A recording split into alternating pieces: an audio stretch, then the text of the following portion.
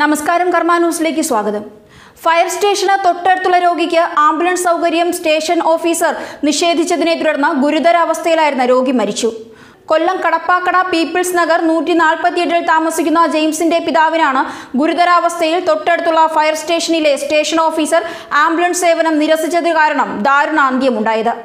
സംഭവത്തെക്കുറിച്ച് trauma care and road accident aid centre president Rahul പറയുന്നത് ഇങ്ങനെ: കഴിഞ്ഞ 8-ാം തീയതി ജെയിംസിന്റെ പിതാവ് അത്യാസന്ന നിലയിലായതുകൊണ്ട് തൊട്ടടുത്തുള്ള ഫയർ സ്റ്റേഷനിൽ നിന്നും ആംബുലൻസ് സൗകര്യം ആവശ്യപ്പെട്ടു. എന്നാൽ station officer B Suresh Kumar ambulance വിട്ടു നൽകാൻ തയ്യാറായില്ല.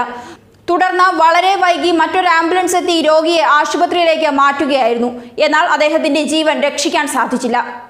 ഓരോ സ്ഥലത്തെ കേന്ദ്രീകരിച്ച ഫയർ സ്റ്റേഷനുകൾ രൂപപ്പെട്ടിട്ടുള്ളത് മനുഷ്യജീവന് അമൂല്യമായ വില നൽകി എത്രയും വേഗം രക്ഷാപ്രവർത്തനങ്ങൾ നടത്താനാണ്.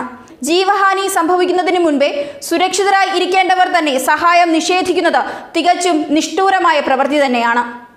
വളരെ അകലെയുള്ള ജീവൻ രക്ഷാ പ്രവർത്തനങ്ങൾക്ക് പോലും പായും വേഗത്തിൽ പോകുന്ന ഫയർ സ്റ്റേഷൻ ജീവനക്കാർക്ക് സ്വന്തം സ്റ്റേഷന് തൊട്ടടുത്തുള്ള ഒരു ജീവൻ മനഃപൂർവ്വം രക്ഷിക്കാൻ കഴിയാതെ പോകുന്നത് ഗുരുതരമായ വീഴ്ചയാണ്.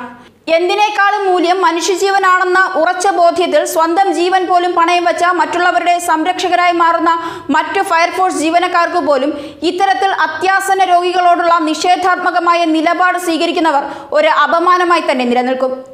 സാധാരണ മനുഷ്യരെക്കാളും അതിമനുഷ്യത്വവും സഹിഷ്ണുതയും കാണിക്കേണ്ട, അല്ലെങ്കിൽ കാണിക്കാൻ വിവിധ അഭിമുഖങ്ങളിലൂടെ ജോലിയിൽ കൂടിയ ശമ്പളത്തിന് പ്രവേശിക്കുന്ന ഇത്തരം ജീവനക്കാരുടെ നിഷ്ഠൂരമായ പ്രവൃത്തികൾ സമൂഹം ചർച്ച ചെയ്യുകയും ഇതിനെതിരെ പ്രതികരിക്കുകയും വേണം.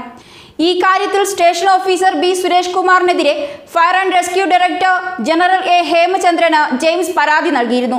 ഡിജിയുടെ അന്വേഷണത്തിൽ station officer B Suresh Kumar കൃത്യനിർവഹണത്തിൽ ഗുരുതര വീഴ്ച വരുത്തിയതായി കണ്ടെത്തിയതിനെ തുടർന്ന് കുറച്ചു നാളത്തേക്ക് സസ്പെൻഡ് ചെയ്തുകൊണ്ട് നടപടിയും എടുത്തു. ന്യൂസ് ഡെസ്ക്, കർമ്മ ന്യൂസ്.